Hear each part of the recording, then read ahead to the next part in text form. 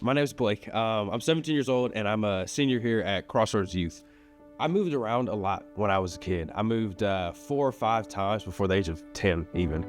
And because of that, I was homeschooled. And because of all of that, I struggle with loneliness. Have struggled with it. I did struggle with it. And I still struggle with it a little bit. Because of that loneliness, it kind of corrupted my thinking when I was around the age of 12. And at 12, I tried to fill this hole in my heart with different things. I tried to fill it with confidence.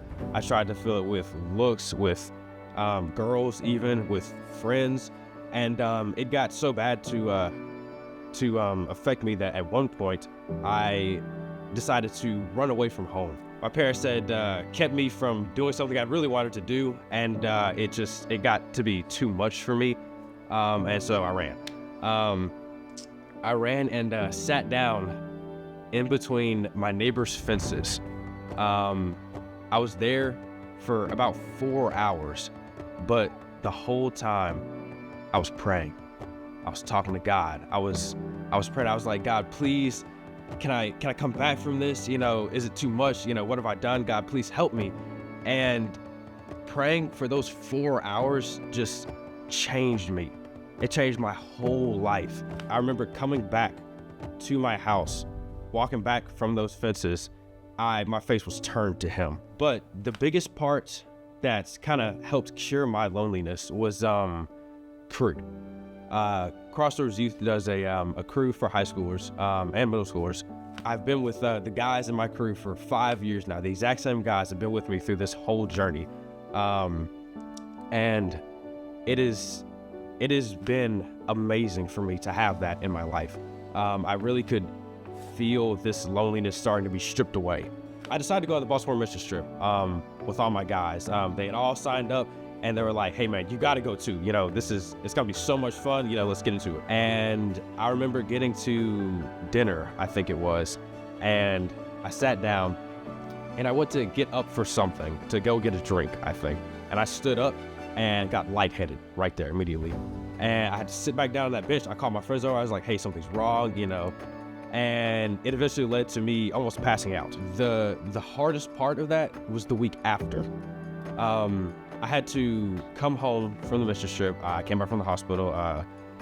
I was at home by myself. I felt so disconnected from everybody and everything. I couldn't do anything. I couldn't go anywhere. In fact, I couldn't talk to anyone. And it got to like the second or third day in the week, and my friends just started blowing me up.